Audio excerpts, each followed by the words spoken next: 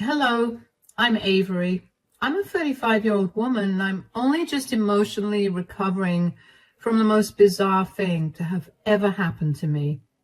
Never in my life did I think that my life would take this turn, but here I am. I wanted to share my story with anyone who wants to listen, partly because I know that this is an interesting story and because this might just help me process what has happened. Let me start by telling a little about my ex-husband, Ross, and me. We met thanks to a few mutual friends. They set us up on a blind date, and I only agreed to go because I had nothing better to do. While I did approach the date with an "I don't care about this" attitude, I found myself very interested in Ross. He was a very charming man, and he had a great sense of humor. We went on several more dates before we became official. Around the time that we made our relationship official, I bought a house. My grandma left me quite a bit of money in her inheritance, and I invested in a good house. About a year after I purchased the home, I asked Ross to move in with me. Only 2 months after he moved in with me, I ended up getting pregnant. We were both very happy about the pregnancy, and we decided that we shouldn't waste time and we should just get married, and so we did. We ended up having a pretty big wedding, and we also announced our pregnancy then. And everyone was overjoyed for us, and to date, I can assure you that it was one of the best days of my life. Anyway, after I gave birth to our son, Ash, life was beautiful initially. Both Ross and I were excited about being parents, and we did our absolute best to get everything right. Ross would help around the house and would actively help with baby care. We were also doing really well career-wise. We were living the dream. But then things started to take a turn when Ash was 4 years old. Suddenly, Ross wasn't paying any attention to me or Ash. He was always on his phone, and he was very secretive about this. I know that any sane person would get suspicious about cheating, but you have to understand that I trusted Ross with my entire soul. Besides, Ross had always been very open about hating cheaters and cheating, so I never suspected a thing. I figured that he must have been going through something at work, which was why he was on his phone so much. I didn't push him because I hoped he'd come to me himself and confide in me. But that didn't happen for months, and I finally lost my cool when one day I got a call from Ash's school telling me that Ash hadn't been picked up. I left my office in a rush and picked Ash up. I made my way home, and lo and behold, I saw Ross sitting there, giggling about something he was seeing on his phone. "Ross, you forgot to pick Ash up from school." "Oh, shoot, I'm sorry, I got carried away." "With what?" Things." "Whatever it was on your phone, wasn't it?" "Why does that matter?" "You've been acting weird lately. I've been trying my best to keep silent and give you time to come to me on your own, but I'm getting sick of your behavior." "What are you even talking about?" "Your nose has been stuck in your phone all day, every day. You barely pay any attention to me or Ash." "I'm a little caught up with work. I'm sorry. Geez." "You're so caught up with work that you don't have time for your family? You can't be serious. And what is going on at work that you need to work outside your office?" "Are you accusing me of something? Don't beat around the bush. Come right out and say it." "Why do you think I'm accusing you of anything? I'm asking you if there's something wrong that you aren't telling me about. I'm your wife, for God's sake. The least you can do is tell me what's going on with you." "There's nothing wrong, I promise." "Then why is your nose buried in your phone all the time? And don't you dare tell me it's work, because both you and I know that it's not work." "Fine. It's not working. My colleagues and I were talking the other day, and they introduced me to this app that's essentially like Reddit, where you can make friends and talk to them all anonymously. I've been on there, and I guess I was just having fun learning about new people." "Are you serious? Couldn't you have just told me that? Why did you have to go to lengths to lie to me? I don't know. I didn't want you to get even more upset with me. I'm more upset at the fact that you're lying to me. But as much as I'm happy that you're making more friends, I do want you to pay some more attention to Ash and me, yeah? Yeah, I'll do that. I'm sorry I've been so weird recently. It's okay. Now, why don't you go and bathe Ash while I get dinner started? I was relieved at that time that Ross was only doing something harmless, but I couldn't shake off the feeling that something was seriously wrong. I wanted badly for our family to be intact, and I avoided thinking of anything that would hurt that wish.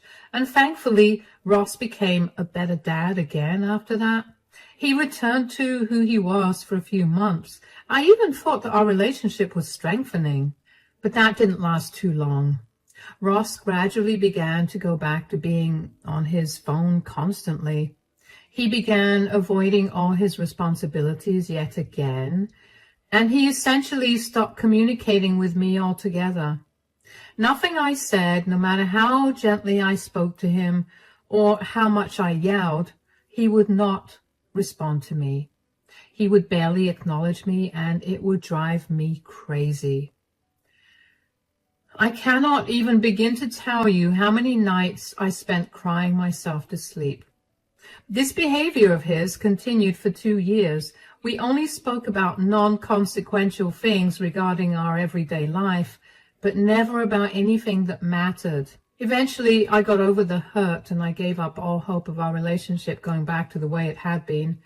Even Ash got used to Ross barely being there.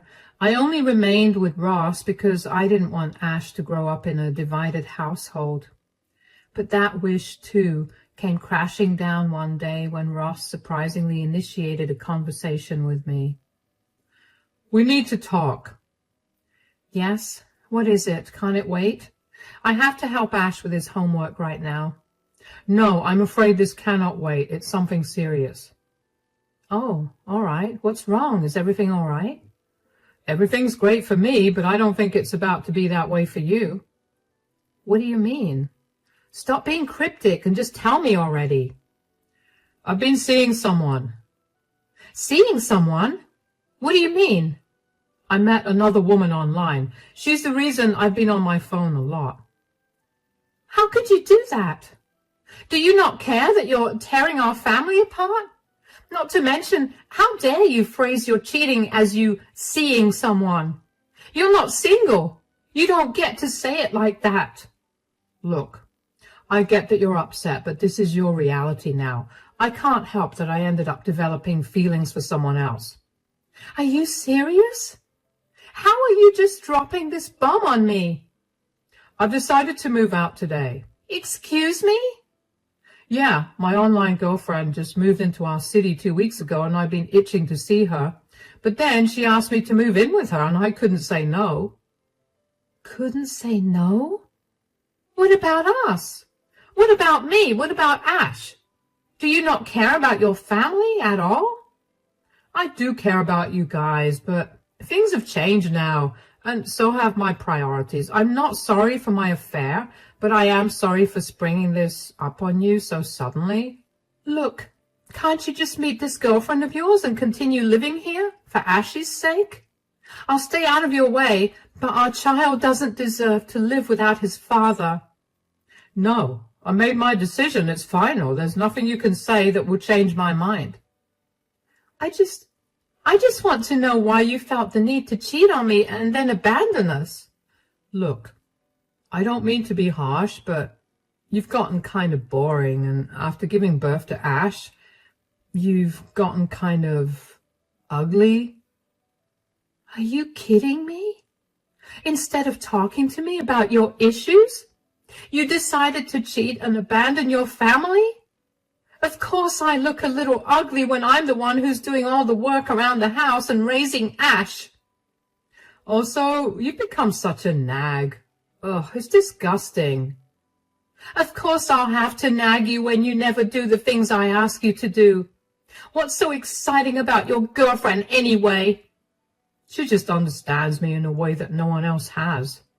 So, Our 10 years of being together was a joke to you, and you're going to pick some woman you met 2 years ago over me? It became a joke the second you became boring, yes. And I'd choose her over someone ugly and boring like you any time. Oh, wow. You know what? You should leave. Go and have a nice life with your girlfriend. But if you ever come crying back to me, just know that I will make your life miserable. I turned around and walked away from Ross at that point because I did not want him to see me break down. That would be giving him too much satisfaction. Ross obviously did not waste any time leaving the house, and the second that he left, I broke down into a sobbing mess. I couldn't believe that Ross had been able to throw away all our years of being together for some woman he met online. And what I couldn't believe even more was that he blamed me for it. I knew that I had put on some weight after giving birth to Ash, and that I had stopped trying with my appearance after. But to hear him call me ugly outright hurt a lot. Not to mention, him calling me boring was so out of left field. When we were on good terms, I was the one who always planned our dates and made sure that we did fun activities to keep our relationship alive. I never once expected him to take that initiative, but for him to turn around and call me boring, I couldn't stand it. I managed to pick myself up and calm myself down at some point, and I did my best to carry on with the day because I didn't want Ash to know about anything that was happening. After I put him to bed for the night, I allowed myself to revisit all the emotions I was feeling. I knew for a fact that my self-esteem was damaged, perhaps beyond repair, and I couldn't help but hate Ross for that. I hated the fact that I stayed with him for so long out of respect for our relationship and for our son, but he had no problem leaving like we didn't matter. I don't know how or when, but I eventually ended up falling asleep. The next day, I dropped Ash off at school and took the day off work. Around late morning, I began to get spammed with calls from Ross. I didn't pick up the calls because I felt too much anger towards him to have a conversation, but he would not stop calling, so I eventually picked up the call. Can you stop bothering me? Avery, I need your help. What happened? Are you crying? I've been tricked by my girlfriend. Oh, how come? I mean, how could you completely trust a random woman on the internet who you've never met? Can you not be so mean right now? I can't believe this is my life. I thought it was going to get better. I guess this is what you get for cheating. In all her pictures, she looked so beautiful and breathtaking, and when I finally met her, she was uglier than you. She's fat and her place is in an absolutely disgusting mess. It smells so weird here, and for some reason she still thinks that I want to be with her. Wow. It's very nice to hear you insult me while you're still crying to me about your problem.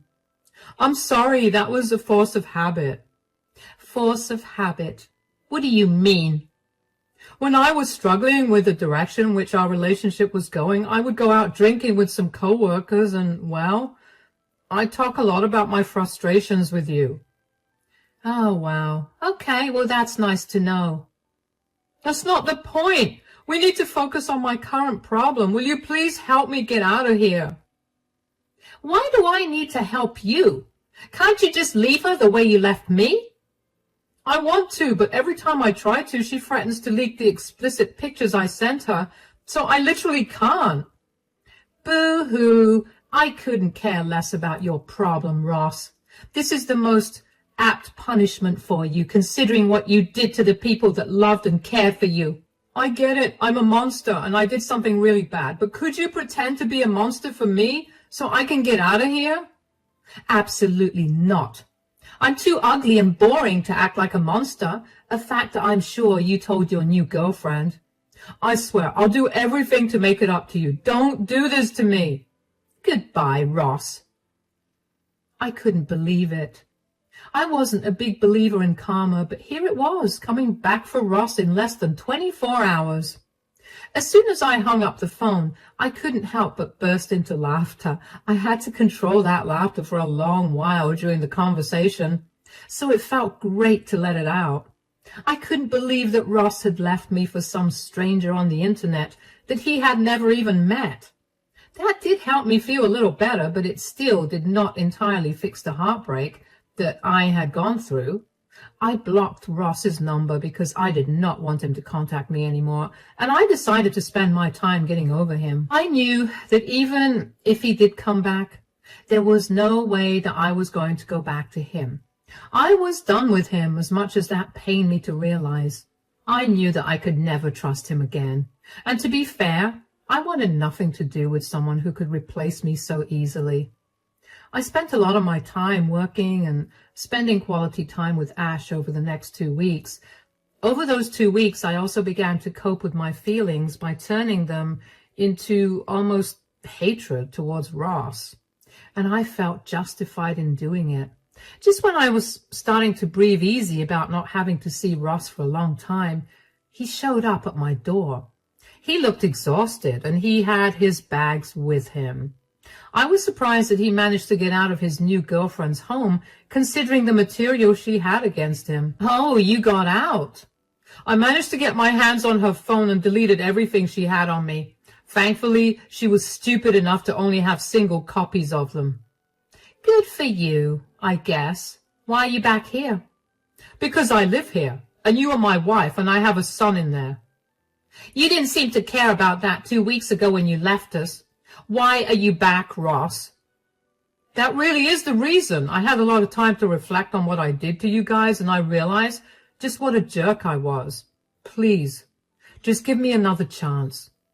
I will never give you another chance. You put me through hell for 2 years. Ash barely even missed you in the last 2 weeks, and that showed me how much you were truly there for him in the last 2 years. Did he really not miss me?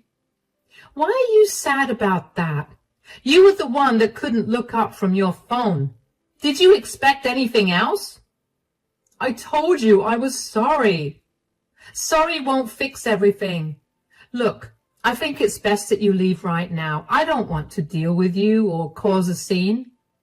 Avery, please, why can't we try couples therapy? Maybe you'd be able to understand my perspective a lot better.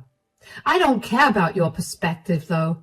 I've lost trust in you, and once trust is gone in a relationship, the relationship is essentially a straw house, waiting for some wind to topple it over. Okay, then why don't we try counseling, but only for Ash's sake? I feel bad that my relationship with him has suffered because of what I did. I understand that you might not want to be with me, but think of our son. So I should think of our son when making decisions, but you get to avoid that? I know you're very bitter about how everything has been unfolding, but you can't let that affect Ash. Do the right thing, especially since I messed up and didn't.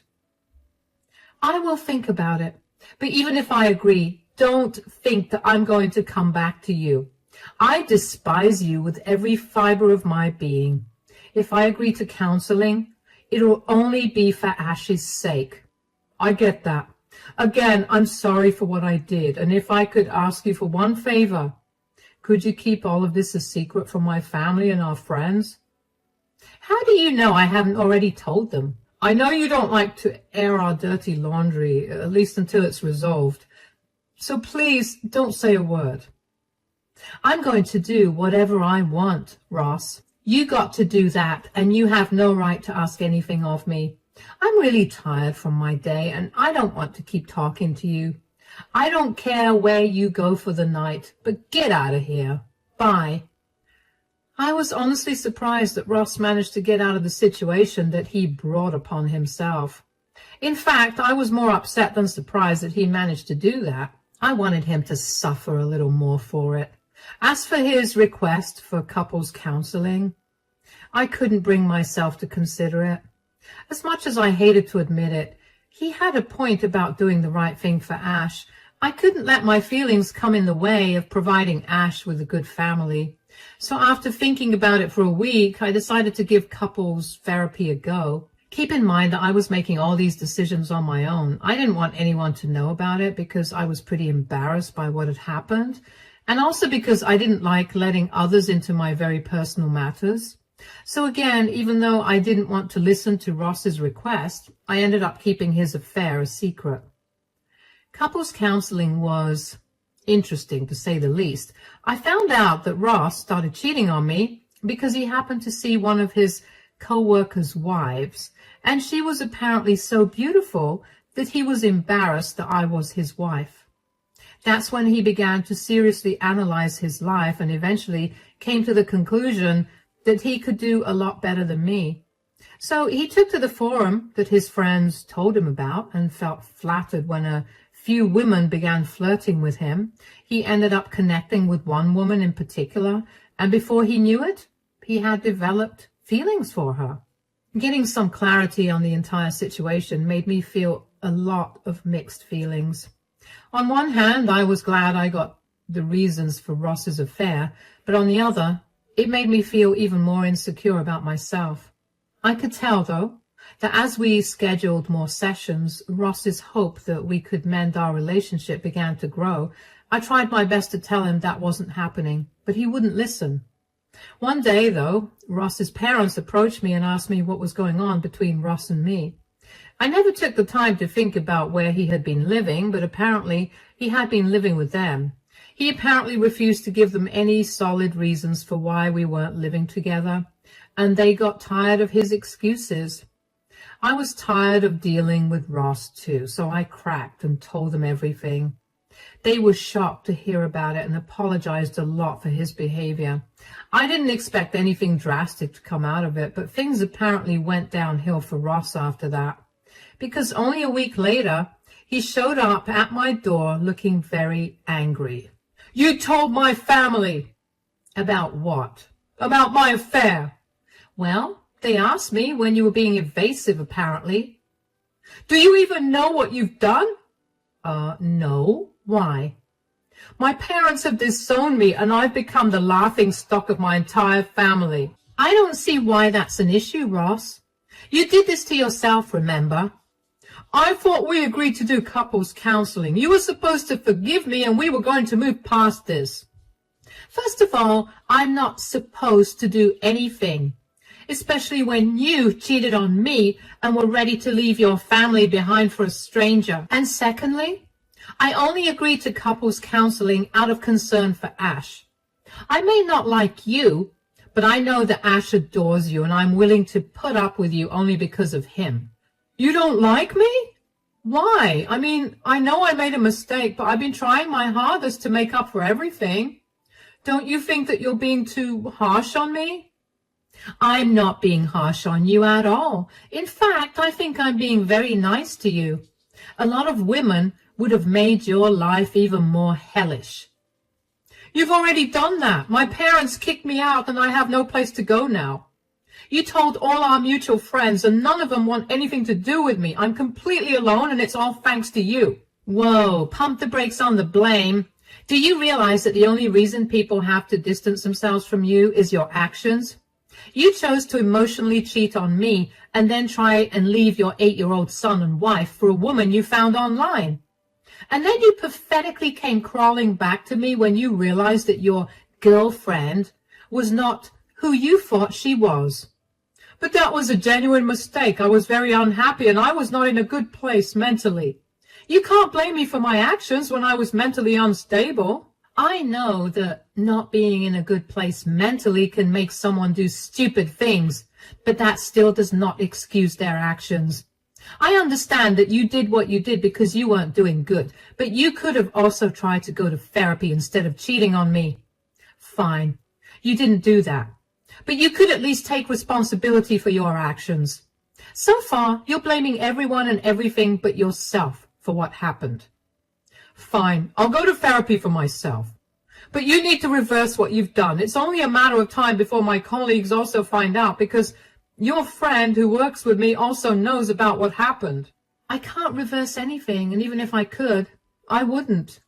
You've shown me and everyone in our lives that Ash and I don't mean anything to you at all. We're just good backups. And that's not okay with me. We're your family, and if you can't treat us like that, then you can leave. You don't want to leave, so you need to deal with all the backlash. If I'm being honest, I didn't expect the news to spread like wildfire. I didn't think that Ross would suffer a lot, but I was happy that he was. I knew that I didn't have it in me to be mean to him. I still had such a soft spot in my heart for him.